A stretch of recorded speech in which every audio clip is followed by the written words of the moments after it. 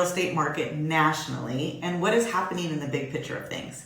Hi, I'm Stephanie Souza Bro with Modern Nest Realty. The next few minutes, I'm going to break down the market report for you nationally, what's going on. So the biggest news is the drop in pending home sales. So yeah, now the market is starting to cool off a little bit, and I wanted to show you what it actually looks like. So as you can see, with January 2020, we were cruising right along, and then March hit and the shutdown happened. That's where you see the dip, the very sharp dip, and then the incline up is when we were able to start working again in the housing market. Where the little red arrow is located, that's actually the market today. Yes, it started to slow from the highs in the spring and the summer months. However, we're still way above the historical healthy level. So if you look at the last 10 years, we are still above the healthy level line, as you can see on this graph. So nationally, one of out of every 2 homes that's being sold is being sold for over list price. So why is this still happening? Well, if you take a look at this graph that shows the new monthly listings, or the inventory as we call it, you can see that in 2020 and 2021, we're still way below what we normally see as the amount of inventory that comes onto the market. So it's the old supply and demand situation. Not enough supply, so it continues to drive the prices up. The green line is 2021, and if that green line continues to keep going up for the next few months, then we will have more inventory to work with. And as Daniel Howell from Realtor.com states, if these changing inventory dynamics continue, we will see a wave of real estate activity heading into the later part of the year. So all of that's going to be dependent on those that are putting their homes on the market.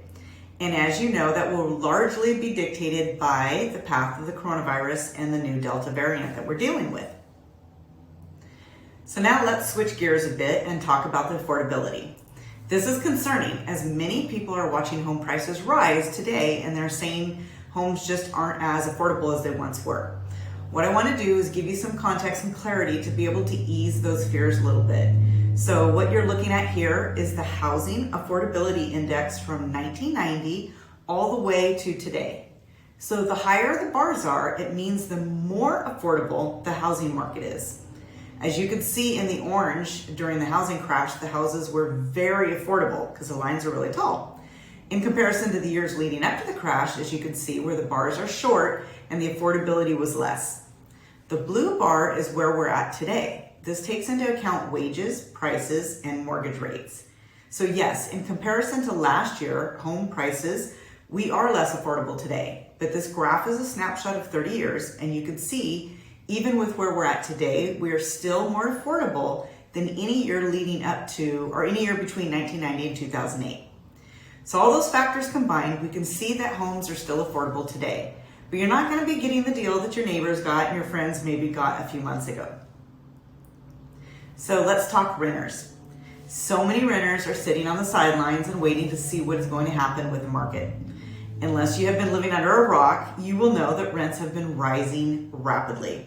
This graph shows the median rent since 1988, and you can see the steep incline over the last few years. So those that are renting should be taking a really good hard look at this. This graph shows what percentage of income is needed for a mortgage payment. And right now we're at 17.1% of the income to go towards mortgage. Historical norm is 21.2%. So we're still under that, but rising rapidly. So this is what the experts at Freddie Mac have to say about the home buying budget. Most lenders agree that you should spend no more than 28% of your gross monthly income on mortgage payments. This includes the principal, interest, tax, and insurance. Well, basically they're saying that 28% of your monthly income could go to a home buying budget, and you're still going to be in an affordable range. The National Association of Realtors states that the number should be around 25% of your income. Let's switch it up a bit and talk about mortgage rates. We all know that mortgage rates have been crazy low, and this shows where we are at now in comparison to the years in the past. The experts are expecting the rates to start inching up. And when that starts happening, as you know, some of the dollars that you have going towards your mortgage are going to be buying less of a house because your interest rates are rising. Next thing I want to take a look at is home price appreciation. According to the Black Knight study, we're at a 14% home price appreciation. The red bars in the middle are the years that we saw depreciation in the market during the housing crash. The average appreciation is 4.1% currently. The average was running at 3.8%, but with the last couple years coming in at 10+%, it has driven the average up to 4.1. So we're seeing a very, very heavy, robust appreciation across the country. Lastly is the month's supply for inventory on the market.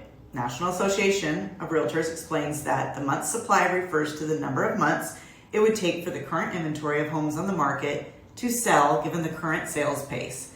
Historically, 6 months of supply is associated with moderate price appreciation, and a lower level of month supply tends to push the prices up more rapidly. So basically, 10 homes on the market, we sell 1 a month, then it would take 10 months to go through the supply. A balanced market typically means between 4 and 6 months of inventory on the market. And in today's world, we're sitting at 2.6 months of supply. So what is the home price forecast going into 2022? Well, the average of the forecasters is 5.5%. And this is from MBA, Freddie, Fannie, and NAR. So if you're one of those people saying, hey, home prices are going up way too fast for me right now, and I'm just gonna wait until next year when things cool off a little bit. Well, if you're gonna wait until next year, sorry to say, all the experts are saying we're gonna have a 5.5% increase. It's just gonna end up costing you more. So anyways, that's a wrap for the national update. I know I covered a lot of information, and as always, if you have found this to be helpful, please be social and pass it along to somebody that might find it beneficial as well. If you have any questions, please reach out to me. I'm always happy to help.